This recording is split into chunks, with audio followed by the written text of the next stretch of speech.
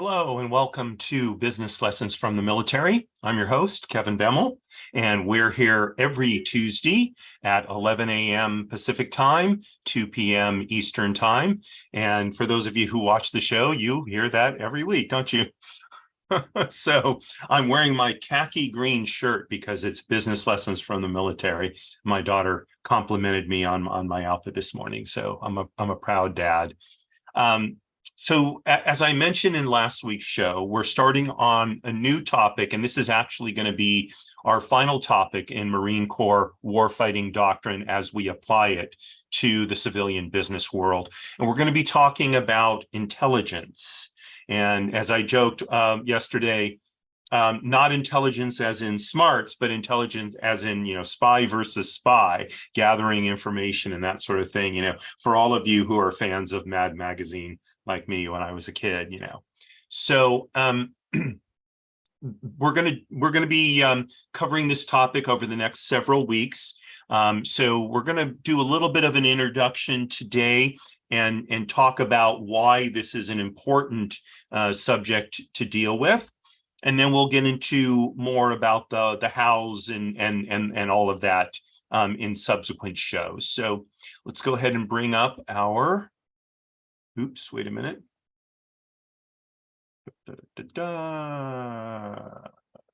Let's start over again. Oh, let's try to start over again. Okay. There we go. Okay, now we should be able to share it. Indeed, we can. Okay. So get this up and bring this over here.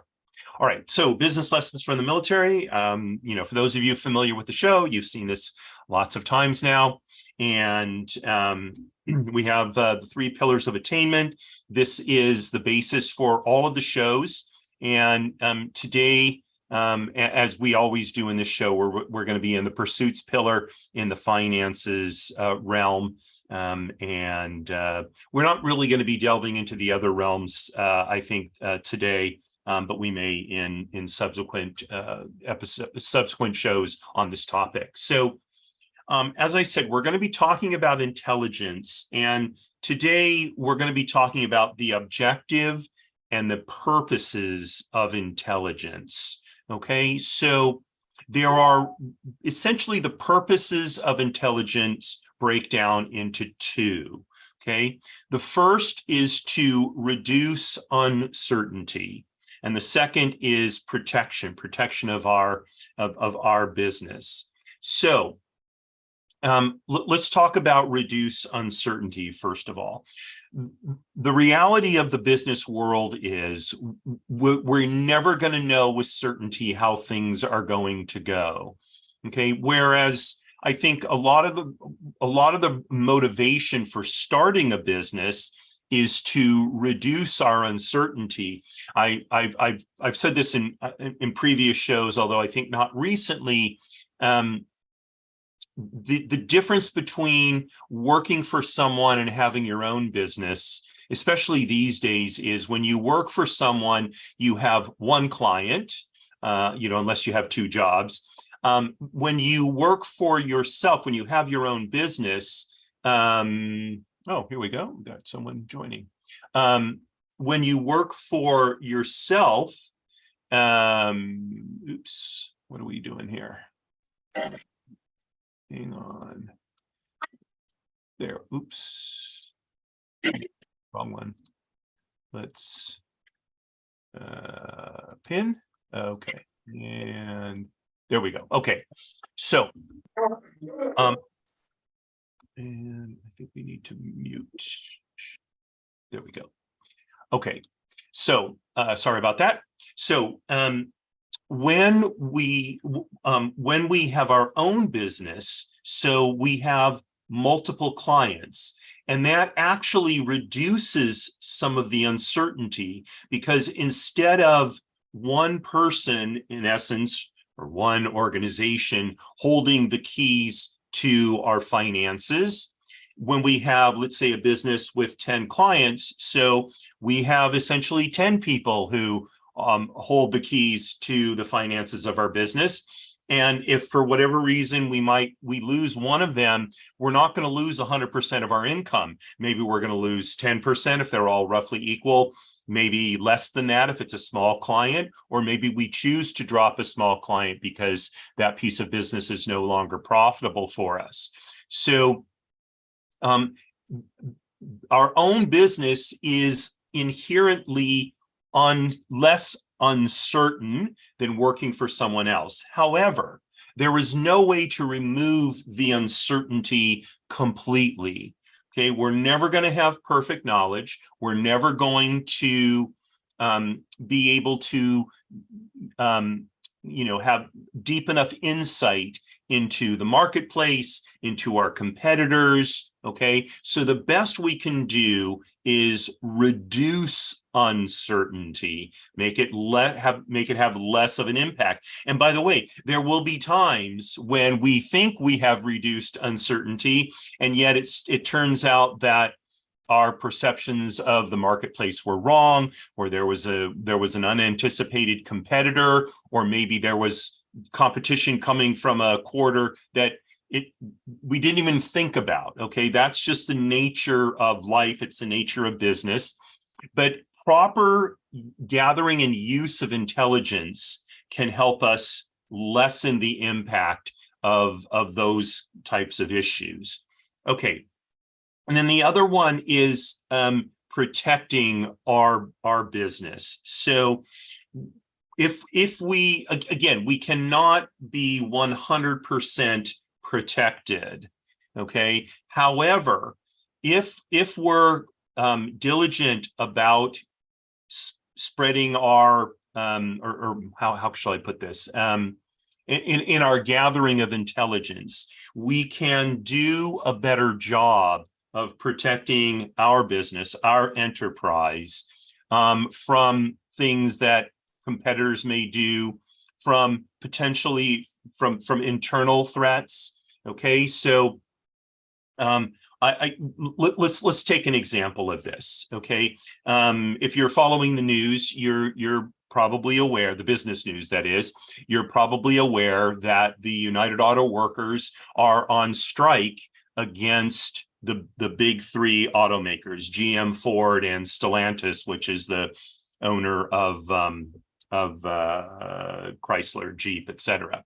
Okay, so the UAW has a new president. I believe his name is Shawn Fain, and he has taken a much different tack in dealing with negotiating for a new contract for the members of his union. Okay, and I suspect, I don't know this for a fact, but just keeping up on this topic, I suspect that the heads of the three large auto companies, I don't think they had very good intelligence on Shawn Fain and what he planned to do.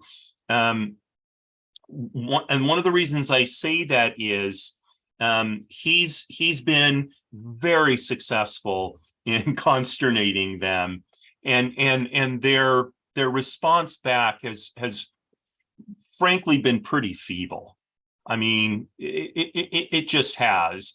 And this sort of the tactic he's used of striking all three automakers at the same time, which has never been done before, and not striking across the board, which would have used up the funds that the union has to pay the striking workers so they can kind of hang on while this is worked out.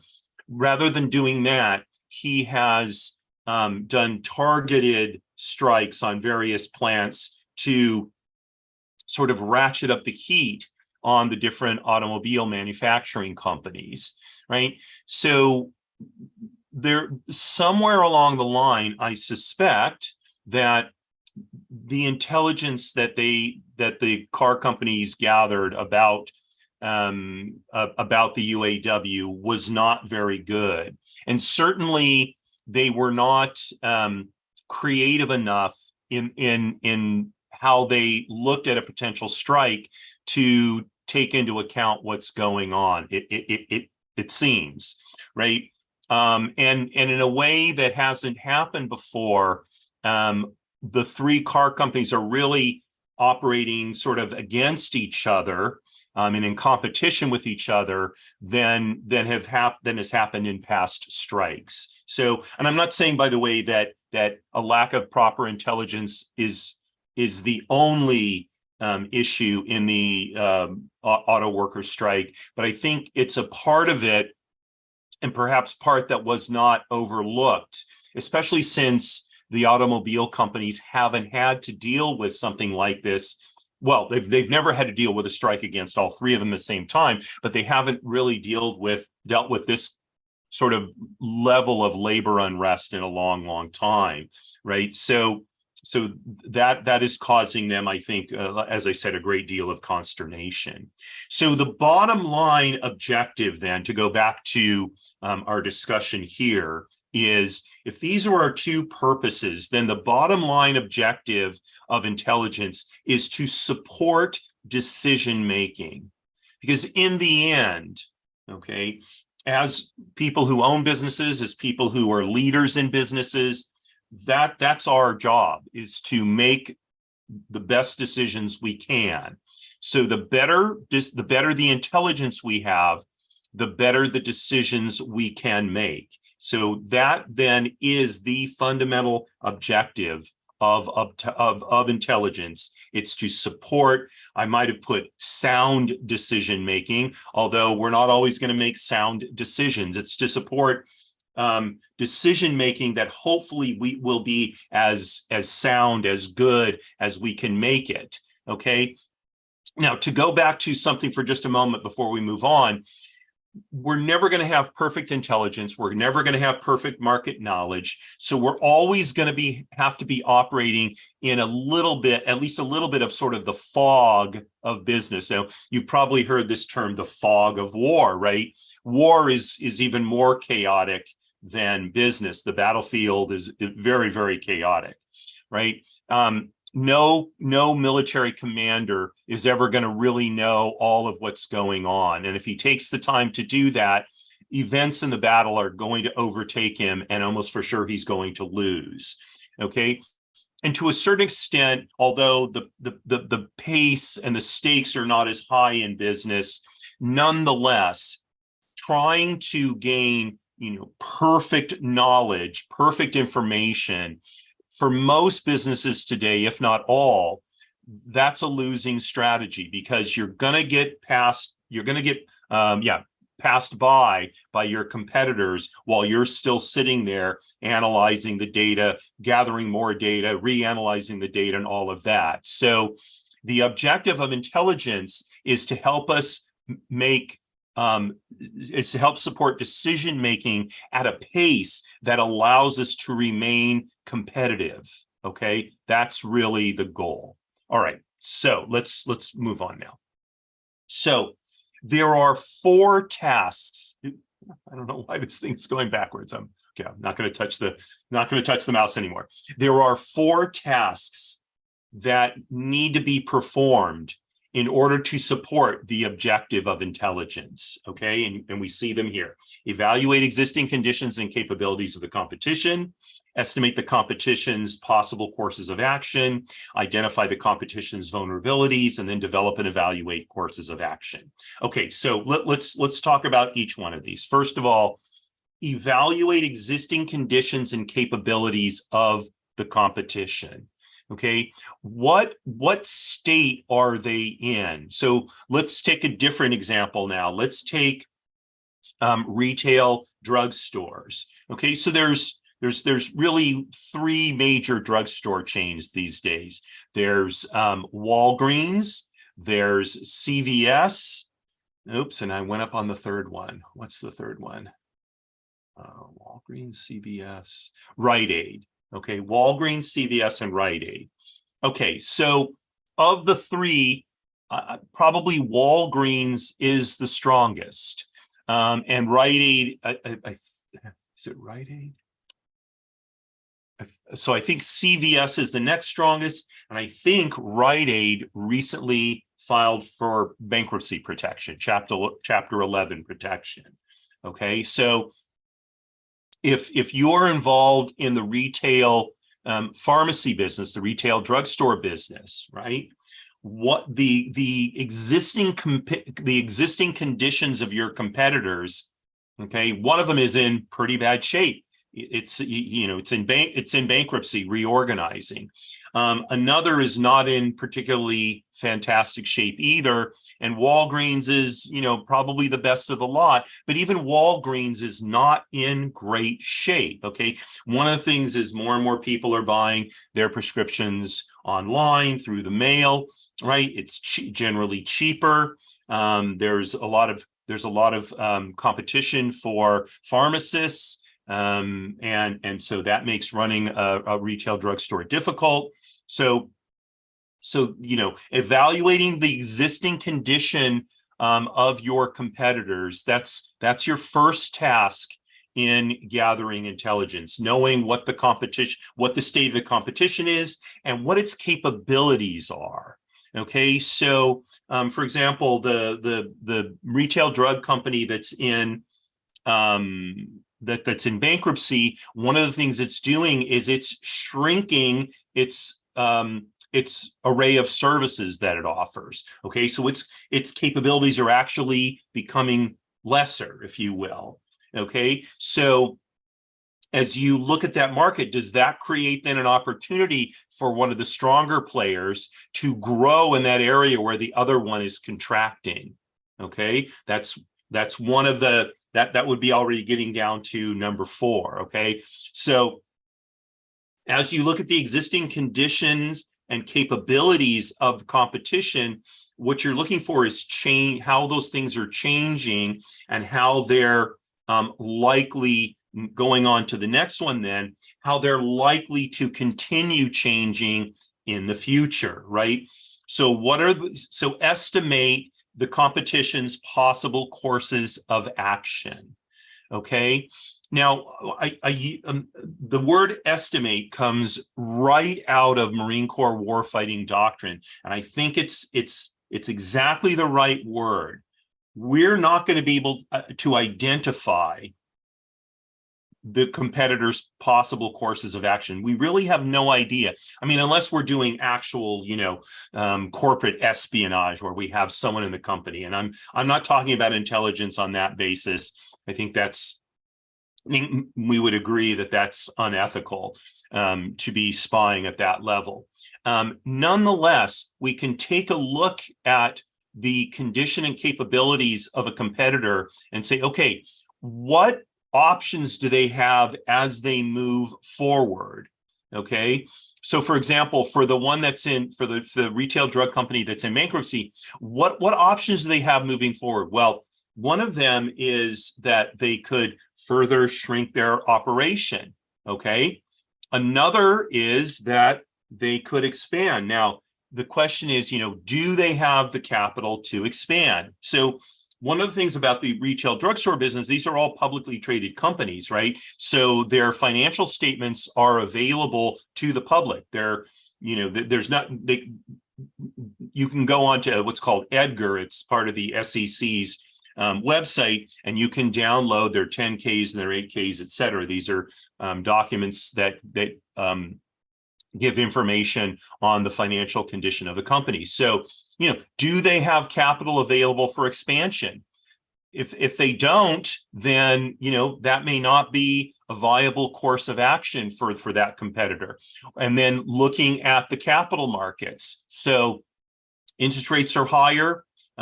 Local and regional banks are pulling back on lending. The larger banks are still lending, but are they lending, for example, to a company that's in a Chapter 11, right? So these are the kinds of things that need to be estimated in order to identify possible courses of action that the competition can take. Now, by the way, you're doing the same thing for your own company, right? But that's not intelligence, because you're making those decisions. You have all the information you need to make those assessments. So we're not talking about while you're going to be doing these for your company as well, answering these questions or doing these tasks, I should say, for your company as well. When we talk about intelligence, there's an aspect of uncertainty in what we're able to evaluate, estimate, identify. Okay. All right. So having evaluated and estimated the competition, task number 3 then is to identify the competition's vulnerabilities. Okay, so for example, I'm going to stay with the retail drugstore example because I think that this is it gives a lot of fodder for investigating these different tasks. So they're in chapter 11. They're just very vulnerable overall. First of all, will they have the resources to successfully exit from a chapter 11? Or what chapter 11 is a reorganization, or are they likely to not be able to get enough what's called debtor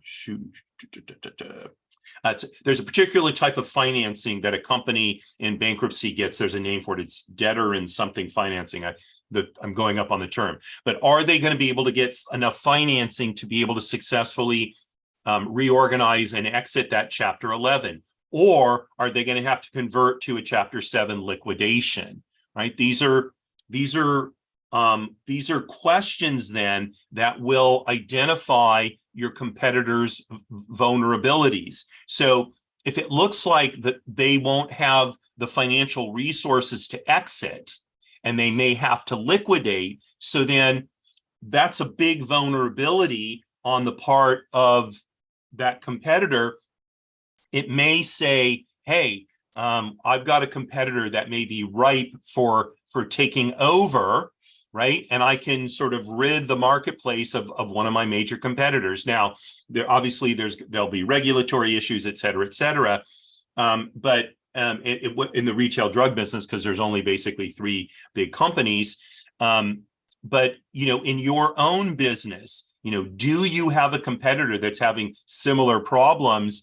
And maybe, they're vulnerable to just being taken over. Okay. And your ability to acquire them could enhance your business, give you a larger position in the marketplace, maybe bring in some kind of strategic product that, they have, but you don't have. So looking at their vulnerabilities and what can, how can those vulnerabilities be taken advantage of? All right. Finally, develop and evaluate courses of action. So after you've gone through the first 3 tasks, using all that information that you've gathered, all that intelligence that you've gathered, now you want to develop and evaluate, what can I do to take advantage of this situation? Okay. Now, by the way, we've been talking about this since I've been using the retail drugstore example. Okay. And I've been talking about how can the other competitors take advantage of the one that's in bankruptcy. Now, at the same time, let's flip this on its head. The one in bankruptcy has got to be evaluating the existing conditions and capabilities of its competitors that are much stronger than it is. Okay. And they've got to evaluate the competitors' possible courses of actions. So the flip side of Walgreens, and I'm not saying they're doing this, but let's just say for the sake of discussion, Walgreens is thinking of acquiring its competitor that's in bankruptcy. The competitor that's in bankruptcy, one of the possible courses of action that it should be evaluating or estimating vis-a-vis its competitors is Walgreens in a position to acquire us? And what does that mean, right? Okay, identifying the competition's vulnerabilities. Well, what got the one that's in bankruptcy into bankruptcy? Okay, and are those vulnerabilities present in its competitors as well? Maybe they're just, they just haven't been hit hard enough by it quite yet, but next year they will be. So, all the competitors in the marketplace should be gathering intelligence on each other, and it doesn't matter whether one is stronger than the other. Both need to be gathering these so they understand the overall marketplace in which they're operating. Okay. Now, let me throw another one into this because I mentioned it a minute ago. If there are regulatory changes, okay, how is that going to affect your competitors, right? Are they in a position to be able to deal with that regulatory change? Do they have the capacity, the capital, the intellectual, the knowledge they need to do that? If not, you've identified a vulnerability, right? Identify the competition's vulnerability, and then how do you take advantage of that? So maybe there's a way that you enter in some kind of alliance whereby if you have the ability to deal with that that regulatory change effectively, you somehow offer that service to competitors in a way that makes you stronger. It doesn't wipe them out, but it could put you at a competitive advantage, right? That would be then develop and evaluate courses of action. Okay, so these are the 4 tasks of fulfilling the objective of intelligence, which is, just to go back to it, support decision making. Okay, now all of this, I didn't go through an example of how this works in the battlefield or in the military. Hopefully that's self-evident. But you can see that if you need to, even if you're just a company commander and you've got a sole objective, right? So you're going to have to look at the battlefield. What is the enemy capable of? What is the enemy's current conditions? What kind of logistics issues might they be dealing with? What is the state of their personnel, et cetera, right? All of these things have essentially a one-to-one correlation into the business world. Okay, so while we're not looking to literally conquer by arms our competitors in the business world, yet all the same issues come into play: personnel, logistics, intelligence, resources, lay of the land. It might not necessarily be the physical lay of the land, but lay of the land could be the marketplace, right? Interest rates, availability of capital, the regulatory structure, those sort of things. So all of these are literally one-to-one relationships. They all mesh together, and so if I don't know if you're a fan of watching war movies, especially old ones like from the 40s, 50s. I do, but it's fun to watch them to see how all this stuff sort of plays out, and knowing then these 4 tasks of pursuing the objective of intelligence. You can sort of watch the movies in a different way, and it's a fun way to develop your business acumen. Okay, well, we're just about out of time here, so I'm going to go ahead and stop the screen share. Okay, so that's what I have for you today, and next week we will continue on this subject. Oh, okay, that's interesting. No, okay. Anyway, so tomorrow at 12:30 p.m. Pacific time is my show, People Making Money, and we're going to be talking about credit scores. And as I joked yesterday, they're sort of a necessary evil in life today. If we're going to buy a house, if we're going to buy a car, pretty much anything, any kind of borrowing situation, I should say. So a credit score is going to come up. So we need to know about them. We need to know how they work, what kinds of things affect them, et cetera. And so that's what we're going to be talking about tomorrow. And then next week, starting on Monday at 10 a.m., we'll be back with Trusts and Estates Weekly. My guest is Vaughn Marie Thomas. She's an accountant who specializes in trust and estate matters.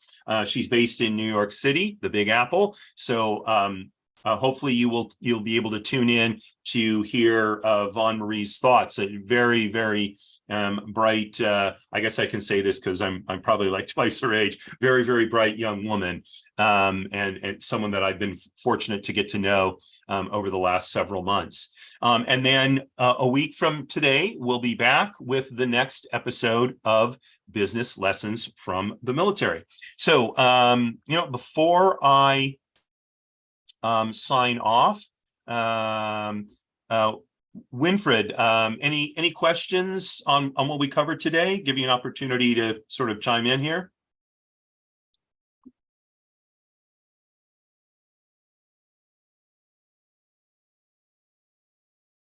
Okay.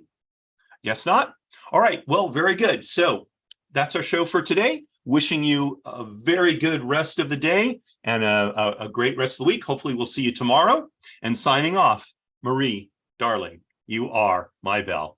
Thanks so much, folks.